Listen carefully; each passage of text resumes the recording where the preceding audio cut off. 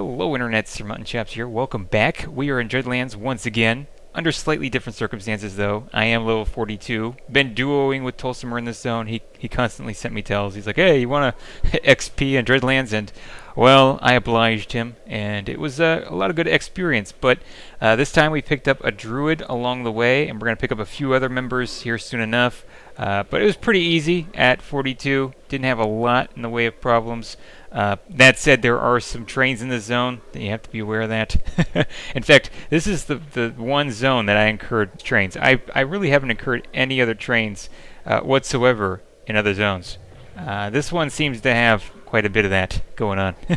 And you'll get to see that here soon enough. We get trained, and then for some weird reason, it takes a long time coming back on us. Maybe some other people got aggro and then they just zoned it. I have no idea, but you'll get to see it. And yeah, I also wield the moss-covered twig here soon enough. Not the best weapon. Most people will poo-poo it because it's secondary. It's a secondary weapon, but I liked it, especially if you have a hard time getting a mob's hitbox in range, so you can hit it. Using that works really well, considering the fact that it's very fast. It's like a machine gun. You just start hitting them.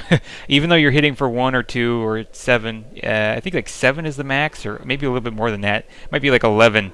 It's still pretty good, and considering the fact that well, it's kind of hard to hit some of these mobs because the hitboxes are a little janky. It's not so bad, and I liked mixing things up. I don't like having everything be the same all the time. It gets kind of tedious and boring. Two-hand blunt is good, and it's very effective, especially for soloing. But I like mixing things up. I like having a little fun, and it doesn't have to be spot-on DPS, min-maxing and all that. Although that is interesting to see how much you can max out your character and how much damage you can deal. Now, as you can see there, we have a train. Guy's running away. I don't know what he was doing, why he stopped there. I don't think it was intentional, but he did stop there and was sightseeing. I guess he needs a tour guide. He's a druid, I think, so maybe he's just perusing the area. I have no idea. But yeah, we're going to get that here soon enough. Actually, we probably should have anticipated that, but I think we were so caught up in picking up this other monk that's going to be joining our group here soon enough that we kind of didn't really pay too much attention to it, at least as much as we should have. But Adrian here, reference to Balboa, he will be... Actually, wait a minute. Yeah, he changed his name. Right now, in-game, his name is Adrian Balboa, and this one says Adrian Wins. I don't know. Weird. I guess you can get your surname changed relatively easy on the server. I don't know. Anyway, he'll be pulling, and throughout this episode, you'll see him pull a few Draconids. Kind of a no-no, because they cast and they have damage shields, but he did it nonetheless, and I'm kind of glad because you don't get a lot of that kind of experience in this zone. Most people stay away from them.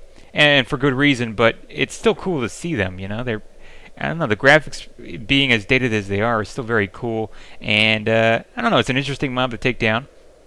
Certainly requires a different strategy. Very glad I kept my two-hand blunt on my person, because those damage shields, they'll make you commit harry-carry if you have hand-to-hand or one-hand blunt, especially if you're going to use the moss-covered twig, which I'm very glad I put away at that moment, but you'll see me here scrambling to adjust my inventory appropriately. And here we go. This is the train. At least I think it is. Is this it? Maybe we just... Yeah, I think this is it. We picked up one. Yep, there's the other one. And I believe there was 3 originally. I don't know where the other one went, so that leads me to believe that somebody else picked up the train as well, and then they disposed of one of the Drovlargs, and then couldn't finish the job, so they zoned it as well, and then these guys came after us eventually. Or is that the third one there? I don't know.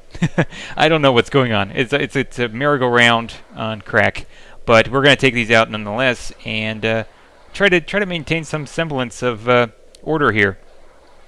And speaking of which, actually, I was just reading online. There was this interesting little article, a couple articles actually, but one specifically from Minnesota, because the article itself was based out of the University of Minnesota, and that was a student there had been pretty much studying and building a theory based on the hard data provided by Sony from Everquest 2, and the data was all based on player interaction, the logs, hard data, what have you, and it was all about character interaction, because everyone is pretty heavily reliant on each other. I don't know how so that is, how much that is in Everquest 2, but I know in original Everquest, especially in Classic, you really needed a lot of people to help, especially if you're going to do epics or if you're going to do other quests. It just was very much necessary, and even if you just wanted to get experience later on, even here, even as a monk, I still need, for the most part, in order to keep the in order to keep the experience fluid, I need other people, and we have to work together. I have to have assist on in certain instances, and I have to know when to assist. I have to wait for the call, for the assist call. There's a lot of things that have to go on. Crowd control, everything. There's a lot of interaction that's very contingent on people paying attention, which is weird to say because if you're interacting with people, you would think that you would have, a pretty in-depth attention span, something rather. But that's not the case. A lot of people are playing music in the background. They're on vent. They're just doing all kinds of stuff, eating ramen noodles. I don't know what. People are weird. They clip in the toenails and healing tanks. I'm sure it's happened. But yeah, still, the hard data is there, regardless of human error and, people's idiosyncrasies. But yeah, apparently people weren't taking this person seriously, this student at University of Minnesota. And then the U.S. military was interested in all of this data collected and all this, cohesive theory, because this person was working on their doctorate or whatnot. So I found that very interesting. I don't know what to make of it because I haven't been able to actually look at the person's findings and all that, all that wonderful stuff. I've got enough of my own findings to take care of, so yeah, maybe I'll wait to read into that this summer. But the article is from 2011, so perhaps the person already came up with a thesis. I'm sure that all the findings are there, so I don't know how to come across all that, how to look it up, but I'm sure I'll find a way. I'm sure there's a way to do that with the internet being as expansive as it is. Anyway, yeah, we're going to continue on like this. I'm sure Adrian's going to be pulling some of those drachnids here soon enough. And unfortunately, these giants no longer drop gem-encrusted rings. They had a chance of dropping them a long time ago, but no more. I don't remember when it was on this server, but it did exist. And I took a little bit of aggro there. I took a beating, but that's not a big problem. I'm not going to be taking too much damage, so it didn't really matter. The most important thing is that we didn't get any ads, because that just makes things a lot more complicated. So by and large, everything was working out well. We picked up a few other members here. I don't remember what Zidarnus is. Judging by the looks of him, I'm going to say Cleric. I'm going to have to say Cleric. He may very well be another damn Druid, though. There are a lot of Druids on this server. A lot. But I haven't seen any that recently have been actively broadcasting the taxi services. I just haven't seen, like that one guy. All over used to do it a lot, but he has not been anywhere in sight for a long time. So I don't know. It would be interesting to see if there's a replacement for him, but whatever. We'll find out. I mean, people do broadcast that they are teleporting, but it doesn't seem like there's that one guy that's all he does. But yep, here we go. We've got ourselves a drachnid.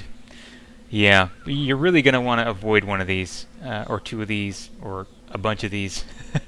They're along the outskirts of the zone, near Feronia Bay, the tunnel there, and even a little bit closer to the Frontier Mountains zone line. So yeah, you're going to want to avoid them. You'll notice where they are by all these webs, and there are also wanderers as well. They're pretty nasty. I believe they cast some kind of dot, and can they blind you? I think they can. I can't remember exactly. I've tangled with a lot of mobs out there, so a lot of this is becoming foggy, but they're nasty nonetheless. We took this one out relatively easily because we're a force to be reckoned with, but yeah, not so much enjoying that. We could have gotten a lot more easy experience off of other blue mobs, but hey, they look cool. It's interesting. I'm glad he did it because not a lot of people do it, so there it is. And he's going to go ahead and pull a Voracious Brute now. These are pretty easy to take down. Regular melee mobs, not a lot of problems going on there. And Tulsimer just goes ahead and grabs aggro. Now, this is different because in the recent patch, everything kind of changed a little bit. I don't think that that spell. I think Rangers have it as well. I don't remember what it's called, but it's one of the first spells that Rangers and Druids get, and it's a dot. I don't think that generates as much aggro now, so you're going to have a problem doing this sort of thing now. I don't know. I'm sure there's other spells that Druids and Rangers have at their disposal. I know Rangers really have no problem generating aggro, but you're going to have to try to figure something out that's going to be a little bit different than this, I believe, because things have changed on the server. A little bit different. I can only imagine now, actually, the way that the mobs run and their erraticness, how much different leveling will be in Dreadlands in this area. Gonna have to have a snare, that's for sure. That is definitely for sure. I mean, we had one here, and I think it was pretty much necessary, because you want to have them feared, so you're gonna have to have them snared. But still, things can happen. You know, snare can drop, mobs can be trained on you, as you saw earlier. So yeah, you're gonna want to just keep on your toes. Now you see there that Adrian has the Guise of the Deceiver, I believe that's what it's called. Now we only have the Mask of the Deceiver, so that's another thing I've missed out on. I missed out on gem-encrusted rings dropping, and I also missed out on the Guise of Deceiver, and Mana Stone dropping, which I believe was off the Evil Eye in Guck. So yeah, it's kind of a bummer, kind of a real big bummer, but what can you do, you know? Can't really roll things back as much as you may want to. I can't go back in time. I'll go back to the future. Marty! Marty, what is it? Marty McFly? Yeah, that's what it was. Didn't they recently come out with those Nike sneakers that were just like the ones from Back to the Future? And they were exorbitant in their price. I don't remember. There was some kind of... I mean, I think it was for charity or something, but yeah, they were like up for a lot of money. And only a few people got them. Or, I don't know, maybe they were like a limited edition kind of sneaker thing. I wouldn't look good in them. I can guarantee you that. Would not look good in them. Can't rock the sneaker look. Can't do it. I mean, I guess when I'm jogging, I can't go jogging in boots, can I? But then you get like tracker running shoes or something. And then there's always those people that run barefoot, or they get those shoes that are almost like slipper things. I don't know what they are, but they claim that they have less effect on the feet, less negative effect, I should say. I don't know. It's interesting. I have not tried that, and I have not tried running barefoot because I like not having calloused feet. I like sensation in my toes, personally. That's just myself, you know. Other people might have different kinds of sensibilities, different kinds of interests. If you like running barefoot, that's all up to you. Of course, I haven't really run for a long time. I don't really plan to either. I do plenty of running in the game because I don't like getting teleports. So I'll say that that's my exercise for the day. And I spam the hell out of my hotkeys. So yeah, I just that's my exercise. I'm sure I burn a few calories throughout the day. You know, it's a tough job. Get some Gatorade out and pour it over my face. I don't know. More like chocolate milk or something like that, or wine. Don't drink when you play the game. I just have to stress that because you'll make very unwise choices, and you may pass out as well. Don't drink. Don't let friends drink and play, especially if you're in auction zones or if you're soloing or even if you're in a group, I guess. Yeah. I think the only way you get away with drinking in this game, unless you can really hold your liquor, is if you're a porter and you just pour people around. Kind of hard to screw that all up. I mean, I guess you could end up in the wrong area, but if you're paying enough attention, people will let you know. It's just a slight inconvenience to them. So, yeah. Or maybe if you're... No, you can't do that. I was going to say... if you're on a PvP server, but you definitely can't do that. It would be interesting, though, if like everyone was drunk and playing, or I don't know, inebriated to a certain level. But, well, I guess you could get drunk in-game and then maybe PvP. I don't know how that would work, though. I know that on this server that your AC will drop as a monk if you get really wasted. It just will. So you want to avoid that at all costs. But apparently, interestingly enough, I found on Alakazam is that there's some kind of necklace clicky for worshippers of Brel Sorellus that are clerics. So like a gnome and a dwarf can use this symbol or initiate symbol thing. It's a neck piece.